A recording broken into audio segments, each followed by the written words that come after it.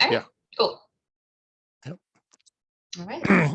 Well, welcome everyone. This is our 100th reading for the Stockbridge Library Poetry Program.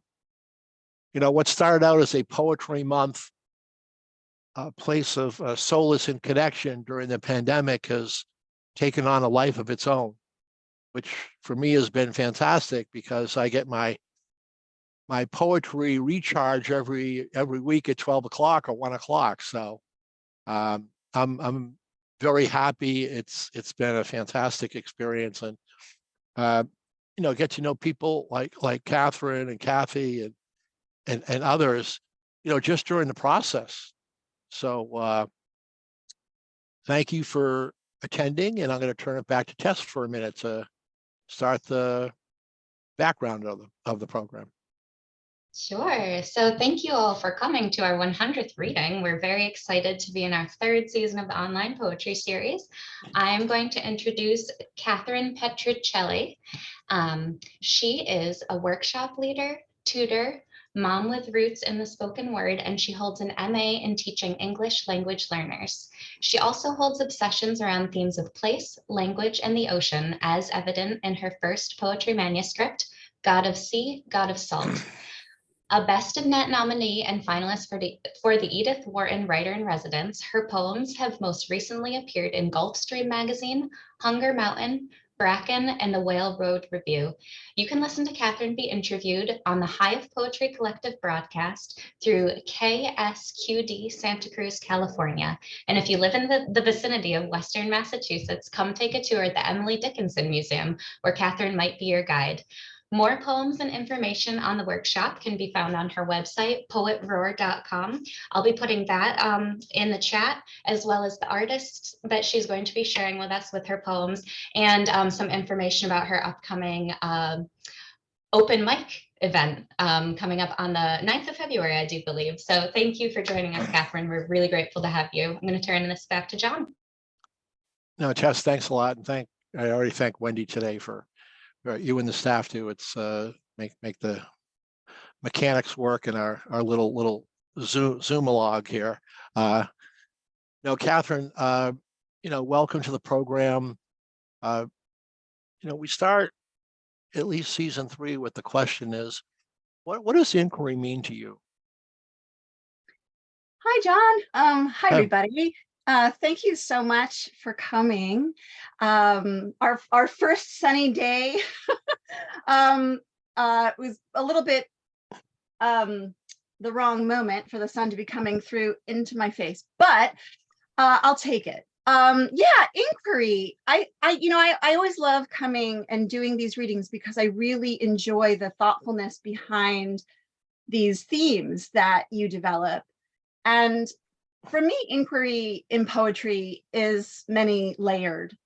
You have, for example, you know, the poem as a source of inquiry. I think that poems have high and lofty goals sometimes. You know, we do things like raise the dead.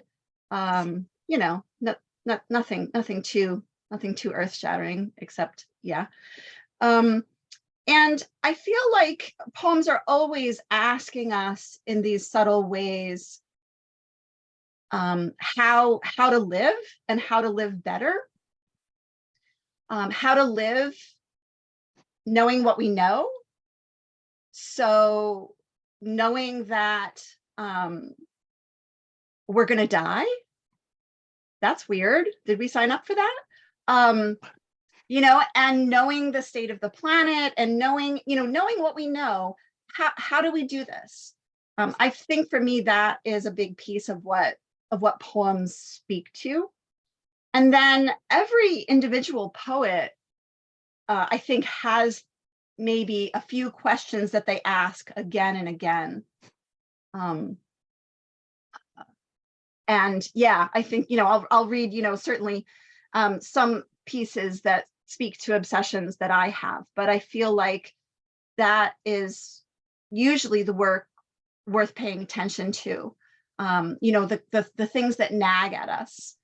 So I discovered, as I always discover something new in preparing for a reading, just how many of my poems literally have questions in them. And I didn't do any sort of scientific or precise count, but I'm going to go with about half of them. And in particular, I was noticing this phrase, "what if," that shows up so often in my poems. And, as we go along, I can talk about kind of how that what if question can propel us forward. Like if we're asking, what if, as in, what if things were different? What could we write into being for a better future or a different present? But also the what if of looking back and thinking about those things. That's great. So let me ask you just about the questions that are in the poems. I guess we have a couple of schools of thought. One is the I'll be poetic. The questions arrive from on high, and all of a sudden, translate from your hand, the pen, and onto the paper. And there are other questions where you may be more purposely putting a question there because you want to have the poem go in a certain direction. I mean, do both of those things happen for you where something just comes to you and all of a sudden it's on the paper? Yeah, I think what you're speaking to is something that I've recently talked about as the difference between crafting and channeling. Yeah. And yeah, definitely. I think both of them are present.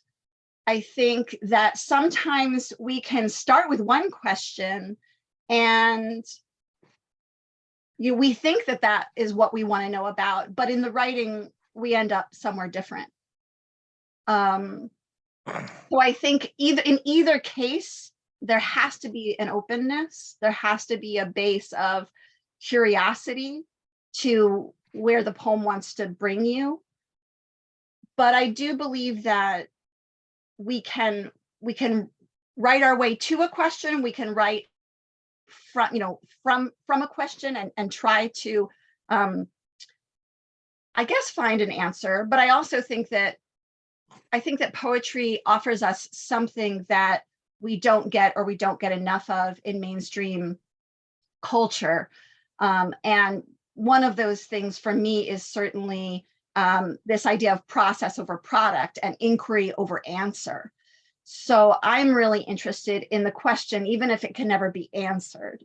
I think that art wants to put us in a place to find the value in inquiry as such, regardless of if we find, the solution. Yeah, just another question, because I love the crafting versus channeling. It's a great juxtaposition. So the question is, if there's a channeling mode, do you just have the ability to just kind of let it go where it goes? Or, sometimes, I'm thinking about stuff and then all of a sudden I'm like, I'm trying to bring it back down. I don't want to go wide. I've got to bring it back in. I try to let it go wide. Yeah. For as long as it's speaking to me, if we can say that. Yeah. I think it's important to let in whatever is there. At some point in the actual crafting process of the poem, you're going to be pulling back, you're going to be shaping, you're going to be, asking questions about the form of the poem and the vocabulary in the poem and all of these kinds of things. But if there's something initially that wants to fly, as much as I can and as much as my fragmented daily life allows, I try to let that go.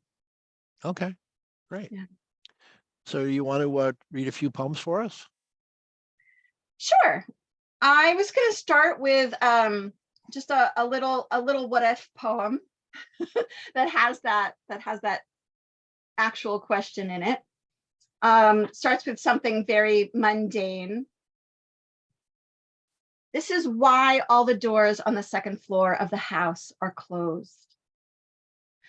a thought that must preoccupy the mind of my cat, whom we keep out of the office on account of the plastic which she eats, and who we are currently excluding from the bedroom while we refinish the floor, even if the label on the paint stripper says non-toxic. Then there's the boys' room, and well, the teen has hunkered down in those years of our undoing, sleeps and sleeps. Finally, the bathroom, where we bar from her the secrets of the shower, its mystery and danger, shield her from the unpleasantness of tonics and pills, nail files. What if the forbidden we chase over lifetimes is nothing of value? That if we could see into, we'd berate ourselves, our pining for. Jobs we didn't get, rejections that saved us years of drudgery, churlish bosses, lovers we cannot have, who are in fact crude, simpering, or worse, lazy in bed. A small paw, black pads shining on black fur, test the bits around a threshold or appear in the crack above carpet. Her pleading subtle, quiet, nose sniffing in as someone exits, shuts out again what might be inside. Very nice. Very nice. Yeah, so that was recently published in Hunger Mountain up in Vermont. So thank you to Tomas Morin and the editors up there. Keep going. You can keep going for, we have a, Wait for my next inquiry. Yeah, I mean, it started at 12, but we've got till midnight, so we're good. No, I'm kidding. I probably could listen till midnight, but I might get tired in the meantime, but yeah. Yeah, we need that processing time.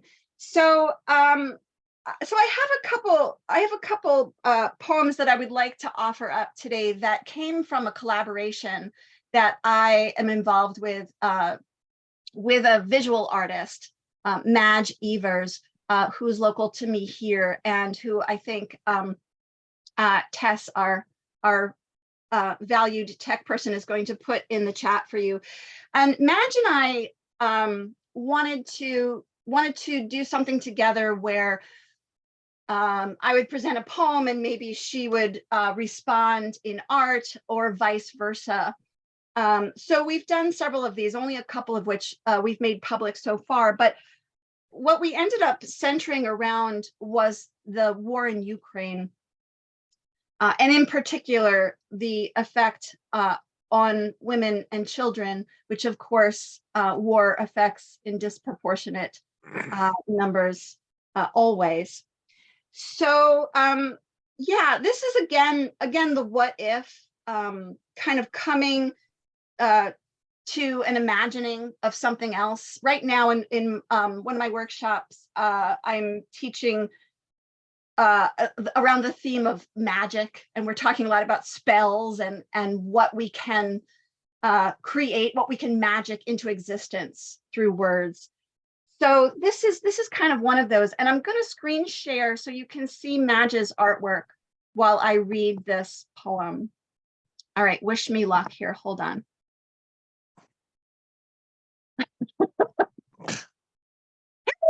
Hey! Can you see that? I want to try to get that full screen, but I don't know if it is. Okay, yeah. So this is a piece that Madge did. She works a lot in cyanotype, and she works with plants. She works with mushroom spores, but also all kinds of things that she has put into an herbarium of sorts, and a beautiful, beautiful portfolio of work. So this piece is called Ghost Trees Dusk. And, obviously when we create art and put it out in the world, we don't control how it's received. And so even though I'm very familiar with Madge's work, and in the next piece, you'll see I directly respond to what I know the piece was was supposed to be, so to speak, when she created it. But in both of these cases, I responded to her work with kind of this kind of first flash of impression and what I saw when I looked. And of course, I have this filter on because we are thinking about Ukraine at the time as well. So my poem is entitled Freedom Flag. What if the flags refused to stand for it anymore? Released their colors in a neutral wind, relaxed symbols into bits of petal, stars choosing to return to night, lifting right off, fluff and float, banner wiped clean, released of duty. What once announced borders retired to soft, napkin, scarf, quilt empty of stitches, virgin cloth, nothing that would inspire war, something more like freedom, like what it means to be free, the way a child enters the world, curious, without label, without name, even before she is called beautiful. I love the idea of the colors getting tired. It's like that kid's book, the crayons ran away or something, whatever it is. There's a book about the crayons, and my grandson has 3 of them. And yeah, no, it's great. Yeah, I think a lot of flags would become different, after many years. Yeah, great. Give me just a moment to share the other one because it's being a little bit odd. I don't know if I'm going to get this one up. It's not showing up on my, I know it was sort of a subset of this. I wonder if I can, let me share this again and see if it's got a, no. More? Yeah, there was a little arrow here to the right. I don't know if is there? clicked on Okay, that. my picture, oh yeah, I see it now. Great. Okay, there it is. Yeah, my little boxes of small were blocking the arrow.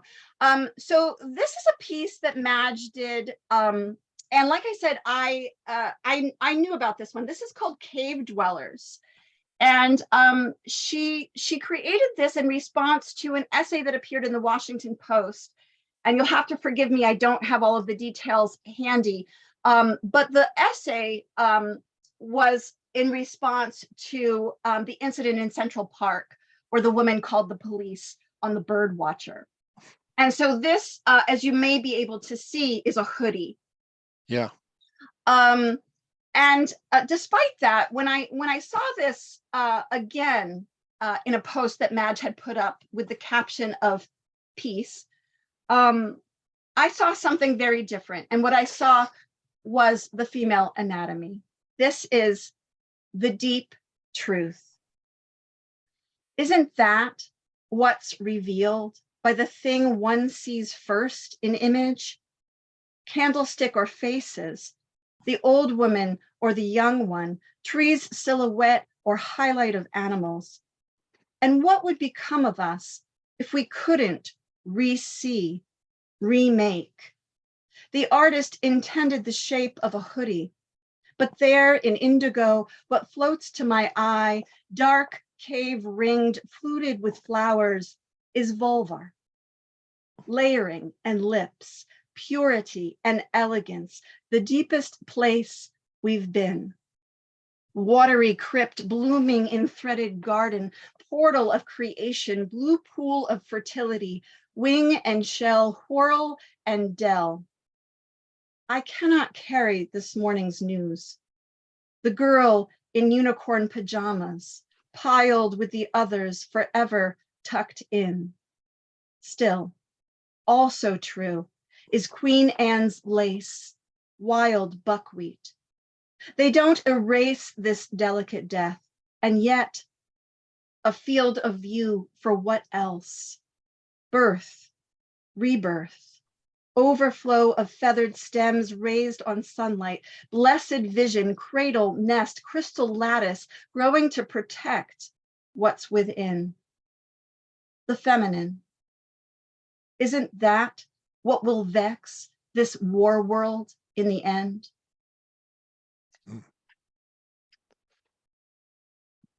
Oof.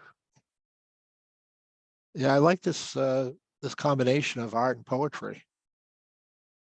So when did you start doing this with her? Oh gosh. It's been a year, about a year, Okay. that we've been working on this particular thing together, on and off, obviously. You know, not all the time, but yeah, it's, you know, and it is a type of inquiry, I think, to see and re-see. Right? You know, we're sold this idea of you know, one answer. We're sold this idea of binaries, and you know, this globalization making the world so same. You know, my brother-in-law was so excited that there was a Dunkin' Donuts next to his hotel in Aruba. I'm not sure that's what we should be excited about. Right? You know, so I think we need to re-see all the time, and that's part of the inquiry. Yeah, when I first looked at the picture, what do you call those you know, insects that are like in like honey that's crystallized from like 4,000 years ago? What do you call those things? Those, they're not fossil. I don't know. There's something. When I looked at that, I thought, wow, that's a hoodie under glass or something. Mm, mm. Yeah. Yeah, Pretty cool. Madge's work is extraordinary. I highly recommend you, yeah, checking more of her stuff out. So Kathryn, let's take, we have something new in season 3. We have a little break. We ask the audience to shout out a question. Well, not shout it out. I mean, speak it out, comment. I always say this, don't let the poet off easy, especially if there are friends on the call. This is your time to, you know, get her on the hot seat. Don't let her squirm away. No, only kidding. It's just a, I think it basically, we've had a lot of great questions from people during season 3, and it's a nice part of the program. So does anybody want to chime in with a question? Kathy? Yeah, I have a question about the last, well, I mean, basically about the lens, I guess. I was really fascinated with the idea of going to look at it, you know, at paintings to do ekphrastic work, but not just, you know, the way you might normally do it, but with this extra lens of the Ukrainian war. Is that something that you've done before? Is this the first time? And was it hard to keep that lens in mind as you were writing, or was it part of the process that you had to go back to it? Yeah, thank you for that question. We didn't know what we were going to do when we started out, and we just kind of started sending new work to each other. And I happened to write a poem that was about the war, basically. And Madge was like, this one, I'm going to do this one. And so, you know, she created some art towards that. And then I think we just kind of wanted to carry that forward. It made sense because it was kind of what was on our hearts. And so it didn't really feel like a struggle, partly because we didn't have any schedule. You know, we were just exchanging things as it worked, as we had them. But also for me, it was kind of the opposite. It created opportunities to write. So there were days when I was like, okay, I can't look at this. I can't do this. I have nothing to say about this. What could I possibly have to say about this? There's nothing anybody can say about this. But then knowing that we were doing this collaboration, I was like, shut up and sit down and write it. You know, so I kind of pushed myself to write things that I wouldn't have done if we hadn't been in that partnership. That's great. Thank you. Yeah. Anybody else? Don't worry, you'll get one more. You get one more chase on the merry-go-round to capture the gold ring, because we have another one of these. So I'm giving you some homework. Think of a good question here. Oh, I mean, Susanna Kathryn, has a question. Petroccelli, the early years, high school year. Come on, there's got to be material here that we can mine. Only kidding. So, Kathryn, before we begin, No, John, Susanna has a question. oh, she does? Okay. Yeah, I remember back in Monterey, and you had an exhibit with your poems and you had art combined with it. So I'm wondering if in this collaboration, you guys will have a showing at a cafe with the poems and the artwork side by side. Thank you for that question. And thank you for calling my displays art. They were art. That was just me making visual representations of poems. Susanna's referring to to something that happened, I want to say in 2011, 2010, 2011 maybe. No, maybe earlier. No, I don't know. Doesn't matter. Where I put some of my work on canvas and different things. So imagine this poem that I just read you, The Deep Truth, actually that poem and her work, Cave Dwellers, did actually hang as part of an exhibit locally here called Tandem that a little place put up. They were looking for pairings of poems and visual art. So I don't know, it kind of depends on where we go with it. Madge is now threatening to do work around some of the plant poems that I've written. So I'm not sure, this may have run its course. I'm not, and maybe at some point, it'll revive, or we'll kind of put a series of collaborations together, because she's also into making handmade books. And we had, she had mentioned the idea of, putting some of these things in a book together. Oh, great. Good. Okay, I don't see anybody else.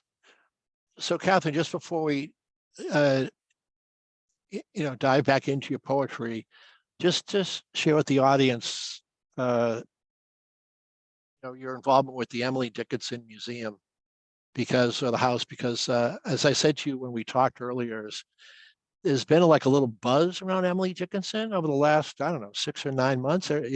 Seems like every other week there's an Emily Dickinson reference in the Times or somewhere else. So.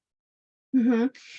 Yeah, for sure. There is renewed interest, partly, as I mentioned to John, because of the Apple TV series Dickinson that aired. And so there's this whole new sort of set of fans. But yeah, I tour guide part-time at the Dickinson Museum in Amherst, Massachusetts. And it's a lot of fun. And I think that Dickinson is a really interesting person to talk about under this theme of inquiry, because she was writing at a time of so many restrictions. I mean, we've got, Victorian era woman in Puritan New England, that's a lot of tamping down right there. So, and yet she's writing things like, I dwell in possibility, right? So she was, queen gray area. She, in an era when poets, i.e. men, were writing very authoritatively about concrete events and concrete places, she wanted to ask questions, and she invited co-creation. We could relate to things and extrapolate to our own life from things that she wrote, and that was new. So that's one of the things that kind of makes her revolutionary. I can recite you a part of one of her poems, perhaps. That'd be great. Yeah. It's something that I read usually in the library at the house, and it's really wonderful to be in her actual home. I feel really privileged to be able to be there so often, and buzzing in and out of her bedroom. I don't know about buzzing, hopefully respectfully buzzing. But in the library, we talk about her education, and we talk a little bit about how she kind of staved off the huge religious revivals that were sweeping the area at the time, when you were meant as a Calvinist, as to profess your faith publicly and join the church officially, and that this was supposed to come when you felt moved in your heart to do these things. And everyone around her, every member of her family, her friends, were doing this. And she was going, don't feel it yet. Nope, not really. And that was super unusual. So this poem, I think, speaks to that. The irony, of course, is that she thought about these questions of faith and immortality so much more than I'm going to be willing to bet, like, the majority of people that did officially join the church. So she has this poem that begins, "This world is not conclusion." And the second half of the poem reads, "Faith slips and laughs and rallies, blushes if any see, plucks at a twig of evidence, and asks a vain the way. Much gesture from the pulpit, strong hallelujahs roll. Narcotics cannot still the tooth that nibbles at the soul." Woohoo. So Yeah. yeah, so come to Amherst. No, I'm gonna come. I'm coming. I got to see Eric Carl too. I'm gonna do a double header. Yeah. Well, now I have to follow Emily Dickinson, which isn't really what I would love to do, but I'm going to read you a different kind of inquiry poem. It's a list poem, and this gets at what I was mentioning, where we're sold this sort of uniformity of life, when really, like, we can keep at it and keep drilling down and find out, what else could it be? So it's kind of a moving from what if to what else. So this is a list poem that is simply that, and it's called Beach Stones. I love to hold their cold weight in my hands, necklace of loosed beads, deconstructed abacus, unstrung rosaries, their prayers mercifully endless as sand, eyes of the ocean, game pieces scattered in a tantrum, colored baubles drenched and drained, a forever loop, ancestors birthing grains by the millions, sun-toasted slabs, wet glittery dust, dice worn smooth of luck, small hearts that slipped their cage, chips off faraway blocks, persistent pilgrims tumbled dizzy, rattling teeth, buttons of bone, messages without the bottle, lottery balls rolling out a fortune, ticker tape, confetti, glissando chiming under curtain of foam, currency of someone, somewhere in time, miller's tools, marble set, antique brooch after antique brooch, bed of hard knots, road of hard knocks, history repeating, never quite the same. Petrified seeds, the sea's speckled eggs.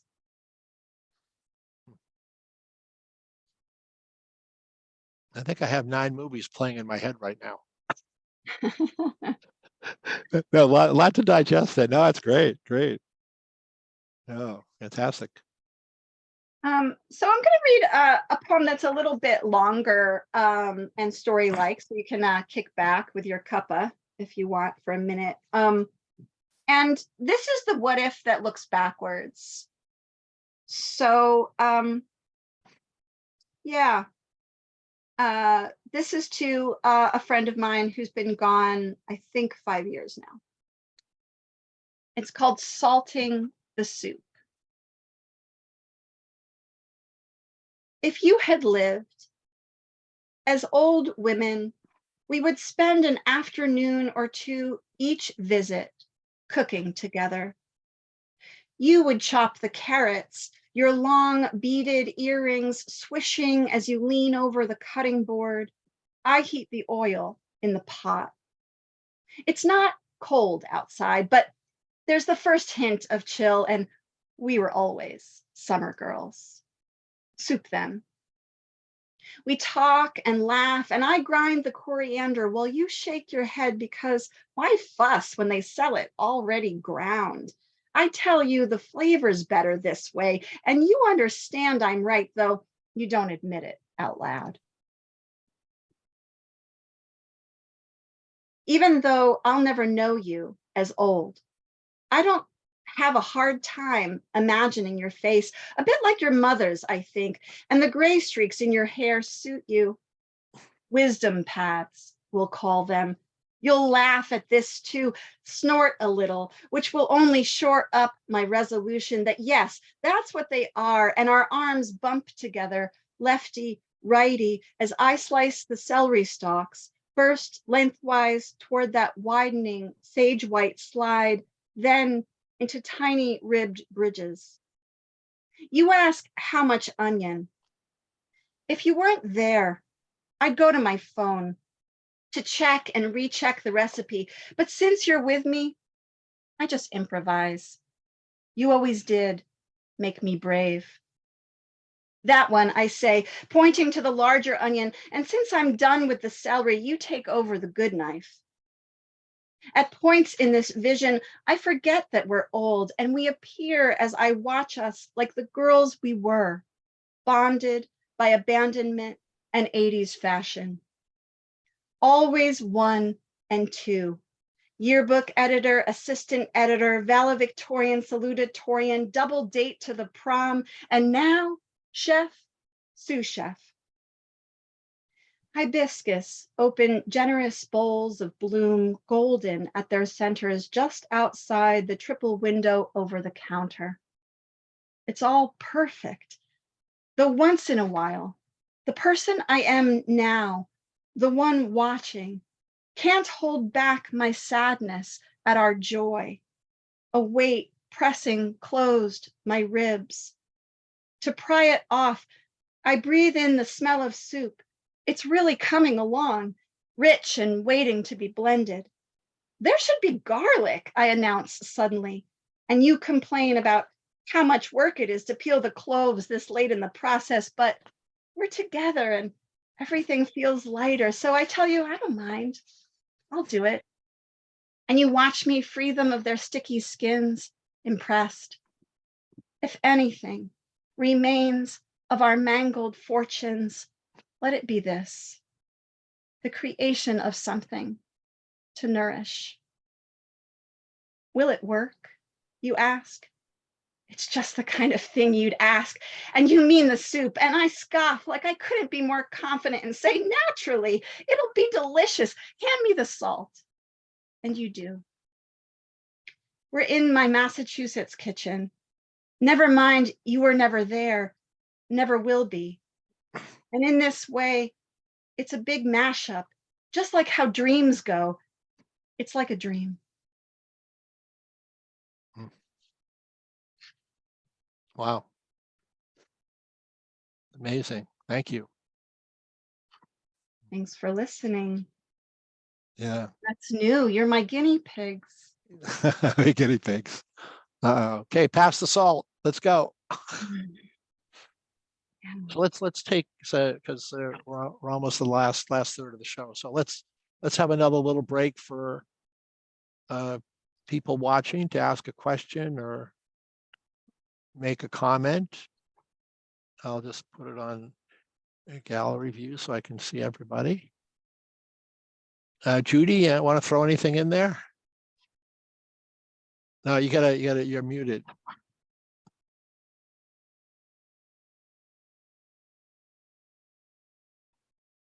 When did unmuting become so hard? I swear. There must be a class to That's go the to. next theme. There we are. Yeah, that's the next. Yeah, that's the next. Yeah, that's 2024. The unmuting. Yeah. No, I got it.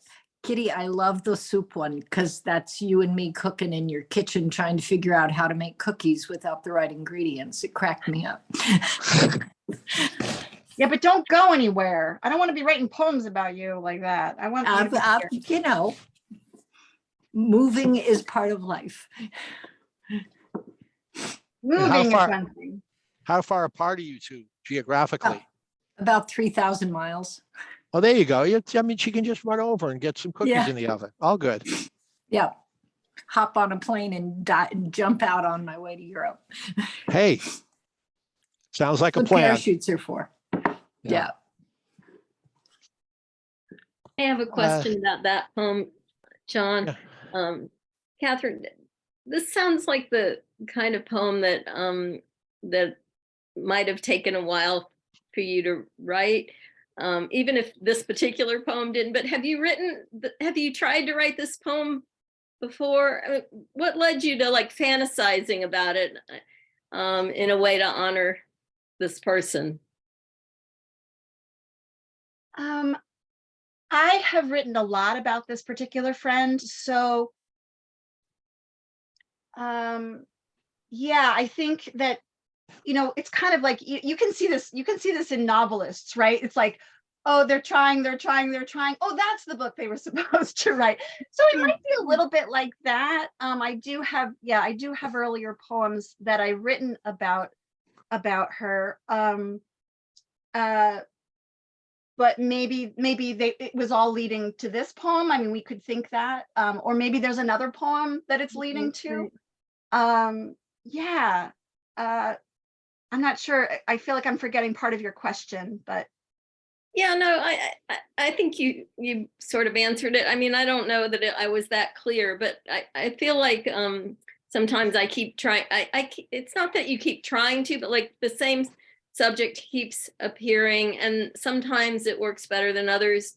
But I'm not as apt to go to like a fantasizing kind of idea. So like, I just wonder, it seems like you do that a little bit more naturally since you have a lot of what if scenarios, but it seems to work really well, especially in this poem. I thought it was, really well done. And even if some experience is in there, or some similar types of experience is in there, you set it in a place that it couldn't have happened, and that sort of thing.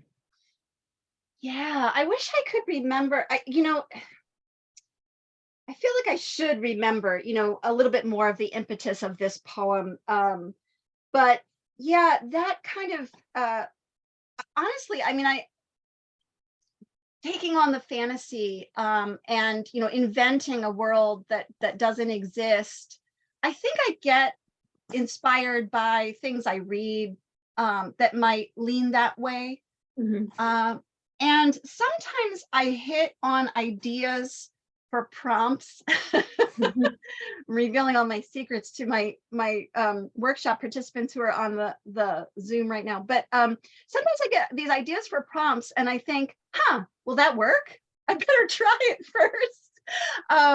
And so, I have sort of this weird kind of other lobe that's the teaching brain that, kind of creates these potential scenarios for, how we can write things.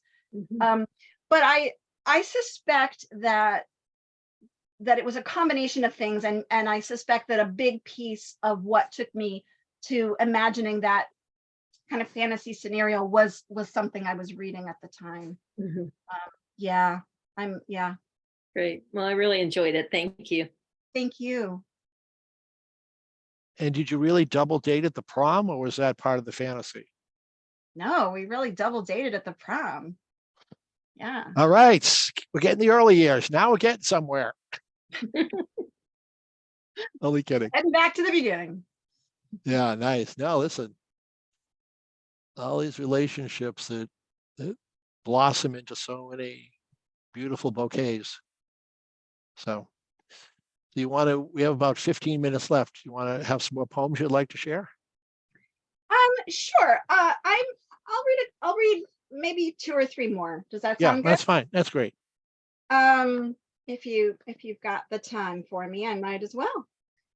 I feel a little self-conscious that everything I'm talking about is like creating something different of the future or the past. So I thought I would read something that actually lives in the present moment. And this is this version of this poem at this moment. It's in flux. So Yeah, I feel like I'm on a limb here sharing this, but this is one of those, yeah, this moment poems, despite the what if question in the middle. So that's how it qualified for this reading.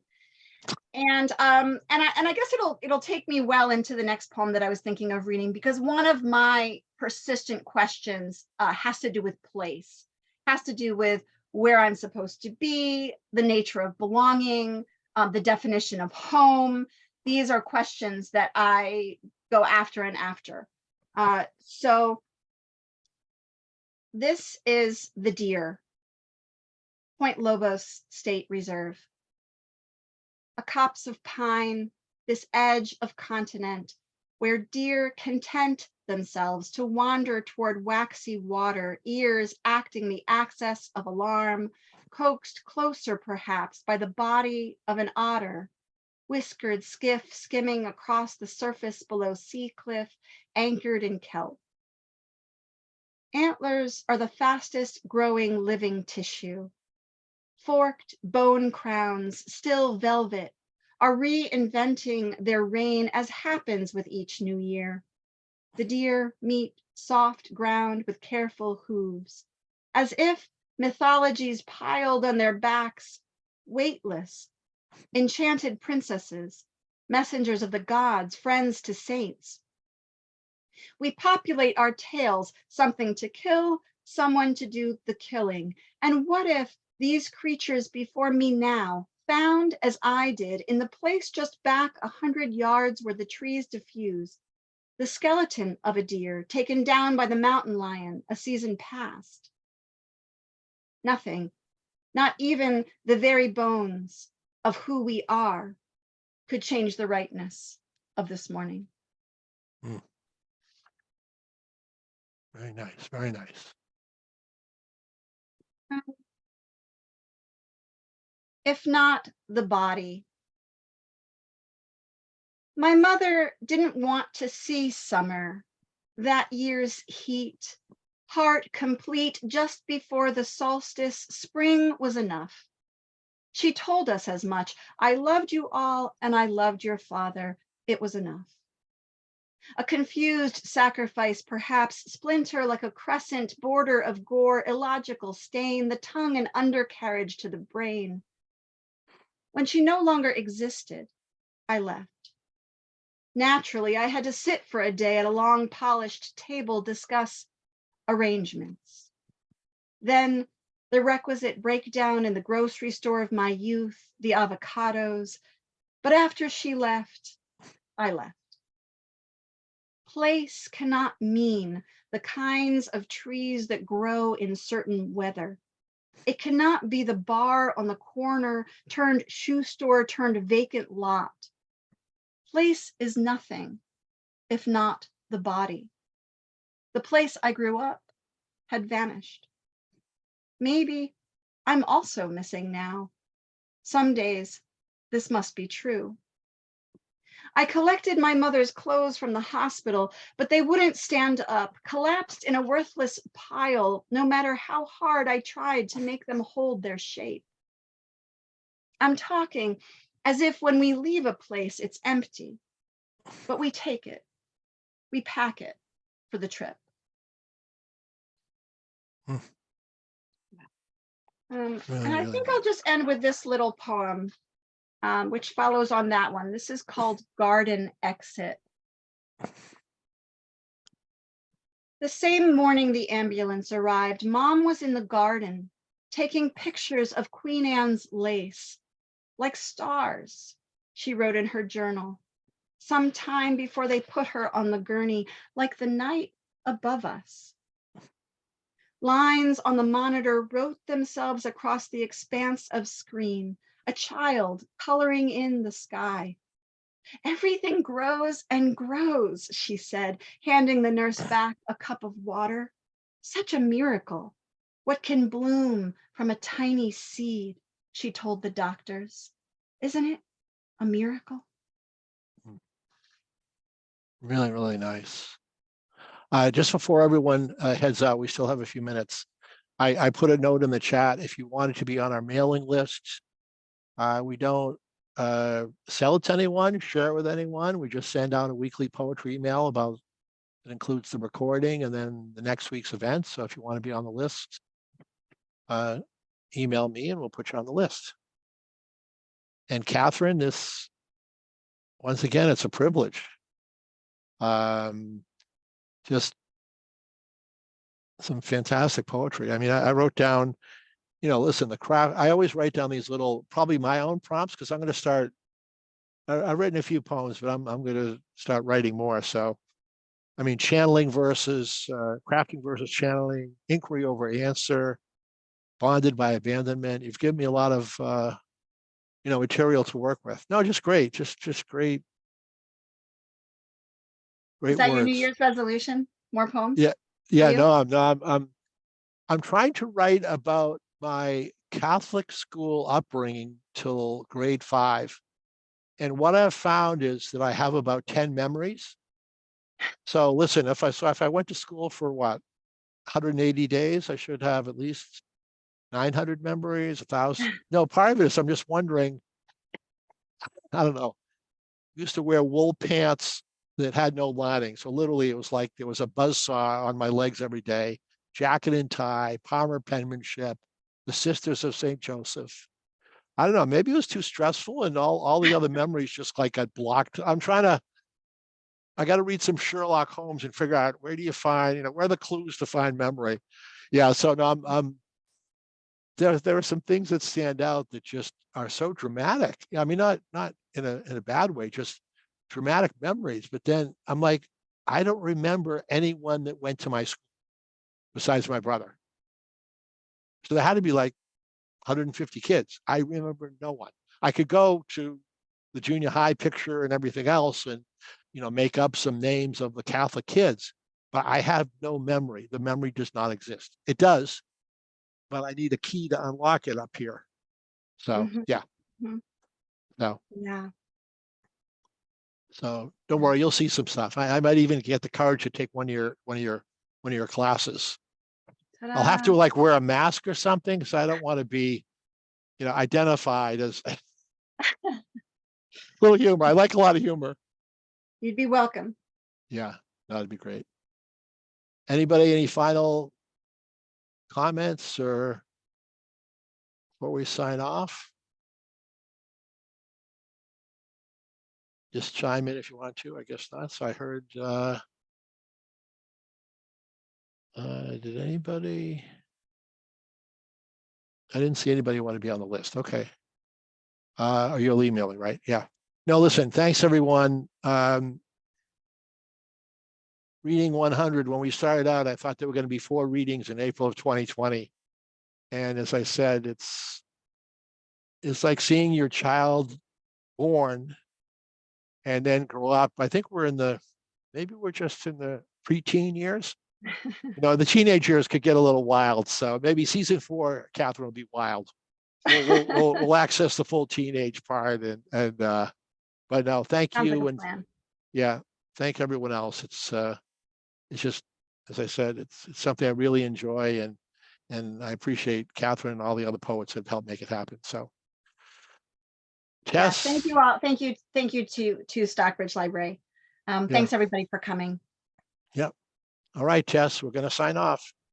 All right, sounds good. Thank you all for coming. Have a great All week. right. Yeah, bye. Bye, everybody. Bye.